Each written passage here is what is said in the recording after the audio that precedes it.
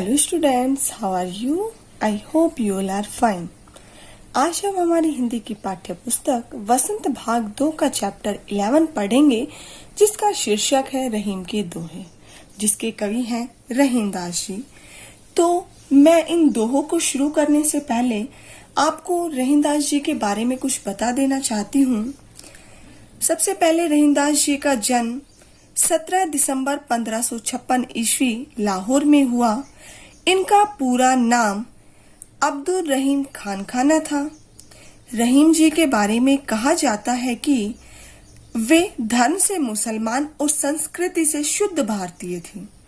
वे एक ही साथ सेनापति, आश्रयदाता, प्रशासक, दानवीर, बहुभाषाविद, कूटनीतिज्ञ, कला प्रेमी, कवि एवं विद्वान थे। उनके काव्य में नीति, भक्ति, प्रेम और श्रृंगार का सुंदर समावेश मिलता है। वे श्री कृष्ण के अनन्य भक्त रहे हैं। रहीम दास जी अपनी विद्वता के कारण बादशाह अकबर के दरबार के नवरत्नों में से एक श्रेष्ठ कवि थे। रहीम जी ने हमारी पाठ्य पुस्तक में 5 दोहों को प्रस्तुत किया है। प्रत्येक दोह के माध्यम से रहीम जी ने अलग अलग अर्थ प्रस्तुत किया है और रहीम जी इन दोहों के माध्यम से बहुत सरल सरल उदाहरण देकर मनुष्य को बहुत बड़ी बड़ी बातें बताते हैं। उनकी ये नीतिप्रद दोहे मनुष्य को जीवन में नई दिशा देकर व्यवहार कुशल बनाते हैं। तो आइए शुरू करते हैं। देखिए फर्स्ट दोहा। कही रहीम संपत्ति सगी, बनत बहुत बहुरीत, विपत्ति कसोटी जे कसे, तेई साचे मीत। सबसे पहले इसके शब्दार्थ देखिए।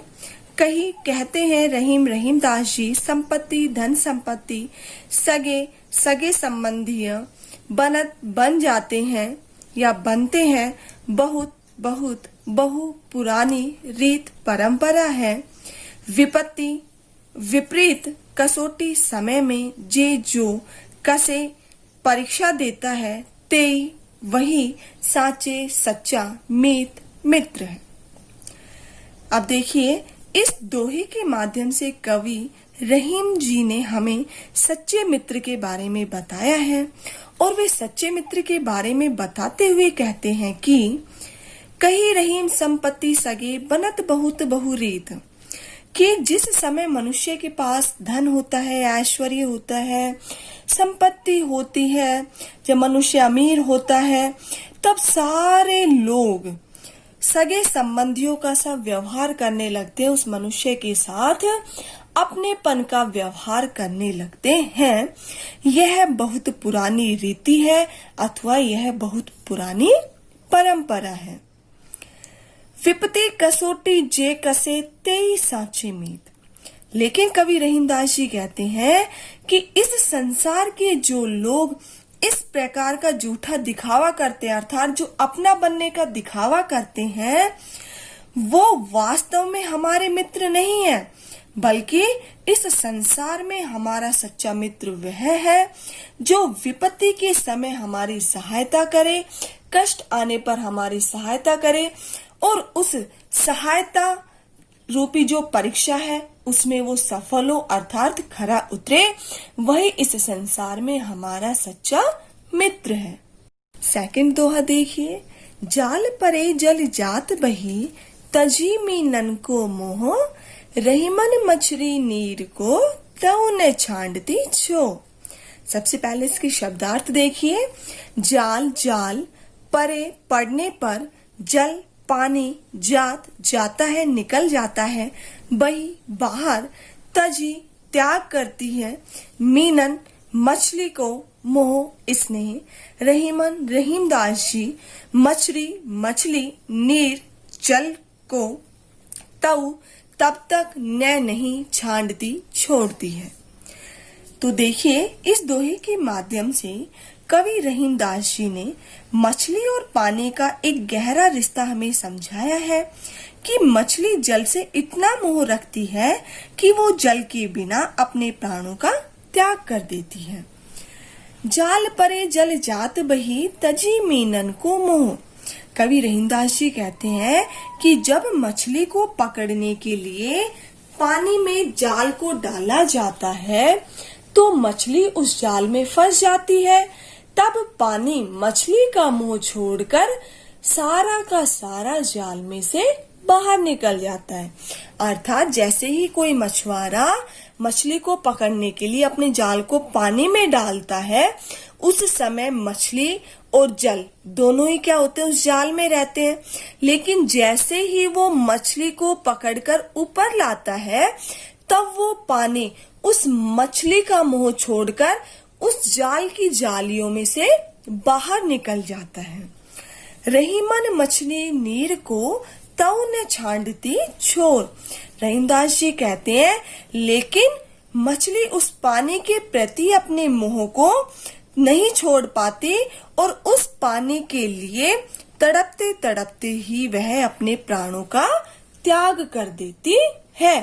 अर्थात कहने का क्या भाव है कि पानी तो अपने मुंह को त्याग देता है मछली के प्रति, लेकिन मछली कभी भी पानी के प्रति, जल के प्रति अपने मुंह का त्याग नहीं करती, बल्कि उस मोह के लिए वो अपने प्राणों का ही त्याग कर देती है।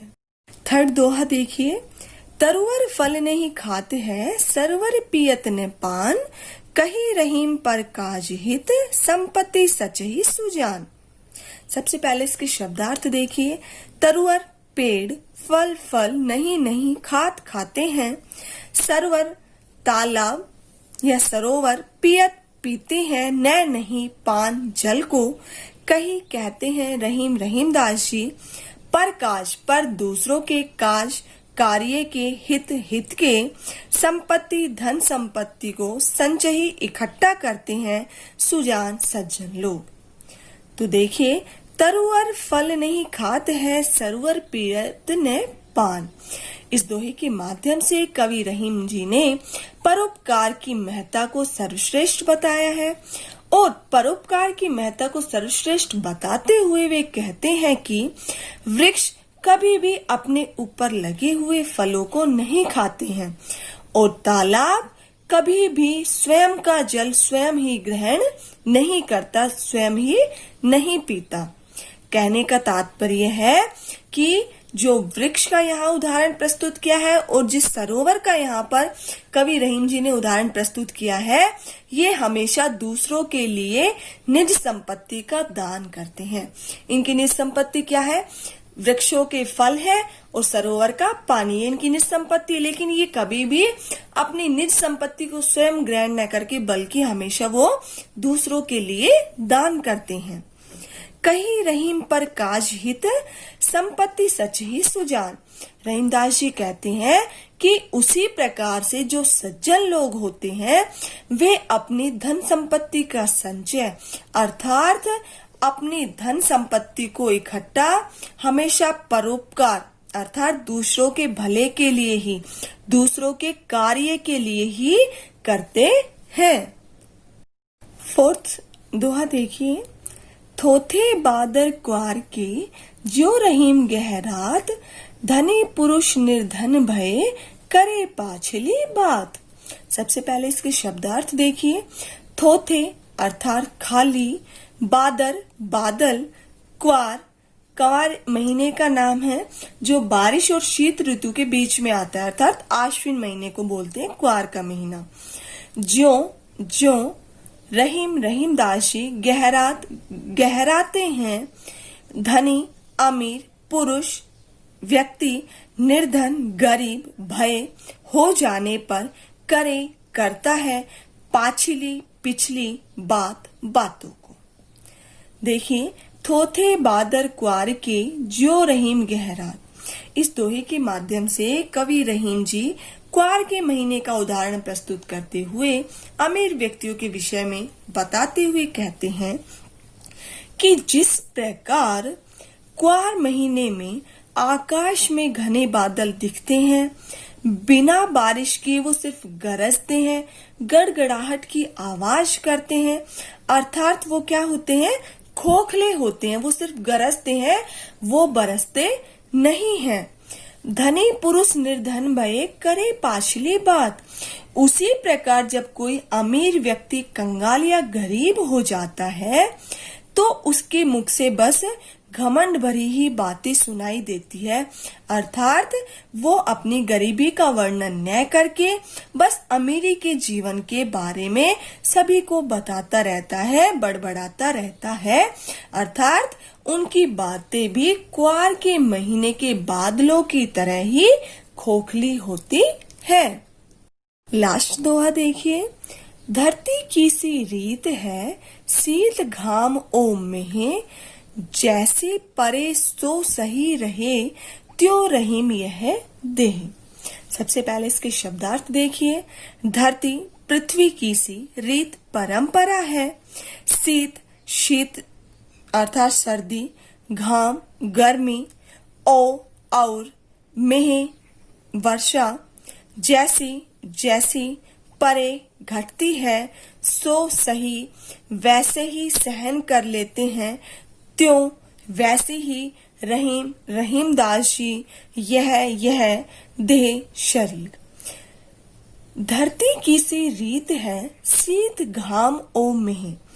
कवि रहीमदास जी इस दोहे के माध्यम से धरती के साथ साथ मनुष्य के शरीर की सहन शक्ति का वर्णन करते हुए कहते हैं कि इस मनुष्य के शरीर की जो सहन शक्ति है वह बिल्कुल धरती के समान है। क्यों? क्योंकि जिस प्रकार धरती सर्दी, गर्मी, वर्षा अलग अलग परिस्थितियों को समान रूप से सहन कर लेती है, जैसे परे सो सही रहे त्यों रहीम यह देह, उसी प्रकार मनुष्य का शरीर भी जीवन में आने वाले सुख दुख को सहने की शक्ति रखता है। यह हमारे जीवन की परंपरा है। Thank you.